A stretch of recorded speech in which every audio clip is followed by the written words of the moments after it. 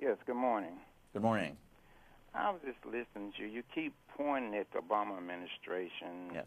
and unions and different things, but you're not saying nothing about the Republicans, the so-called conservative Republicans that's totally against Latinos.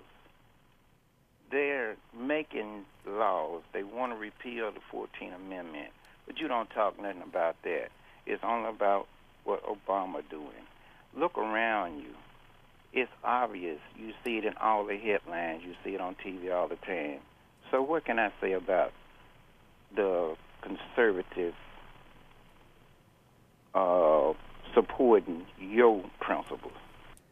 No, I think that's a valid question. I don't know if you heard the show from the beginning, but yes, I was also critical of Republicans. I was critical of Republicans, wanting to amend the Constitution to ban birthright citizenship. I think conservatives have to change the rhetoric on immigration and present their own plan that goes beyond just border enforcement on immigration. But I'll say this. The party or the movement has been hijacked by a minority of politicians who are anti-immigrant, who are restrictionist and nationalist. I don't believe the majority are anti-Hispanic or anti-immigration. I think we just need to create the circumstances and the arguments so the majority of Republicans can come forward and say, you know what, we're conservatives and we're for immigration like Ronald Reagan was. However, I don't want to simplify this issue and just say Republicans are anti-Hispanic, Obama is pro-Hispanic. Again, I think it's very important for us to Obama is the current president. That's why I'm talking about Obama. And the Democrats control House and Senate. My whole point is, let's not assume that he's for immigration reform just because he says he's for immigration reform. He hasn't said anything about a guest worker program.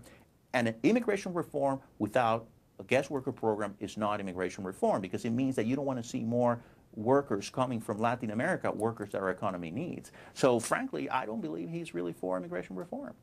Nelson, Republican line in Cape Charles, Florida. Yes, good morning. Good morning. Thank you. This is C-SPAN. I myself came over here to this country in '63, became a citizen, and lived mainly in New England most of my life. For over 4 years, I've been here in the Cape in Florida. I had to learn the English language, coming here.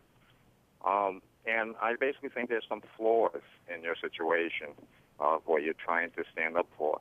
I don't believe that the Americans have a problem with those that are here documented, those that are here legally. They have the rights to go ahead and, enjoy the freedoms of our Constitution and have go at whatever job is out there. What we do have a problem with is basically, I look at this whole topic as actually being simple. You have three parties involved. You have the government, the corporations, and the ones that are here illegally. Everyone is breaking the law. The government's breaking the law because they're not enforcing it, and they're not encouraged to enforce it. The corporations are hiring illegal illegal aliens or workers in their factories, fields, or what have you.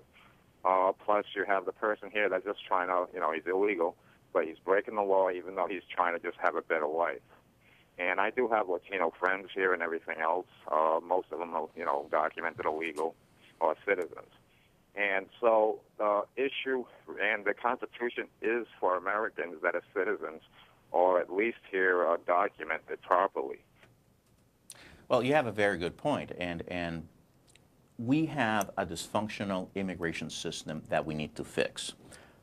I believe in the rule of law. It's one of the most important principles of our democratic system. However, our current immigration law is not aligned with the needs of the market. So we need an immigration law, a rule of law that is consistent with the needs of the market. The current visa quotas that we have for foreign workers are just simply not enough to meet the demands of the market. And that has been a problem of government, in this case Congress, arbitrarily setting quotas that don't represent the needs of the market. That's why I'm calling for a demand-based foreign guest worker program. So we can bring in legally those workers that we need. And then we can liberate precious resources to really go after the criminals. But it's not enough to say, look, we want legal immigration but not illegal immigration. The problem is that we don't have enough visas for workers to come here legally, and the market has a pull. We are the party, we're the movement of the free market. Why should we be the ones imposing government quotas to limit the market? Those within the conservative movement who are advocating for this are not free market conservatives. They're nationalists and restrictionists who don't want to see more workers come in the country. Former Alaska Governor Sarah Palin, arguably a leader in the Republican movement right now, made comments on Fox News Sunday that have gotten a lot of attention. She said that Governor Jan Brewer had the cojones, that our president does not have to look out for all Americans, not just Arizonans. What did you make of that?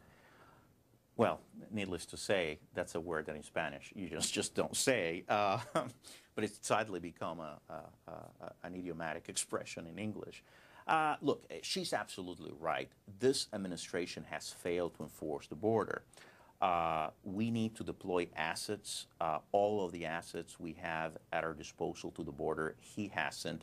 He's sending only 1,200 National Guard troops to the border. That's just not enough. We need 3,000 to 6,000 to really take control of the border. But I think Palin reflects the frustration of the country. Most Americans, over 70%, support the Arizona law. But most Americans, perhaps even at that margin, support immigration reform. So I think that's what we need to understand as conservatives, that we need to enforce the law, we need to strengthen border security, but we need to create a system, a mechanism to allow for the legal flow of immigrants. At the end, we all have to recognize that we have an incredible demand of foreign workers. And so I agree in general with her remarks. South Padre Island, pardon me, Texas. Steve, Democrats line. Good morning to y'all. Good morning. I don't have a problem with the allotment of additional visas, work visas, but I do have a problem with the fact that we've allowed businesses to hire illegal aliens. I don't mind illegal aliens coming to the United States. I want them to have a better life. If they think they can have it here, that's great. But when you allow them, corporations, to hire them, and they've got work and they've got money, they're going to stay.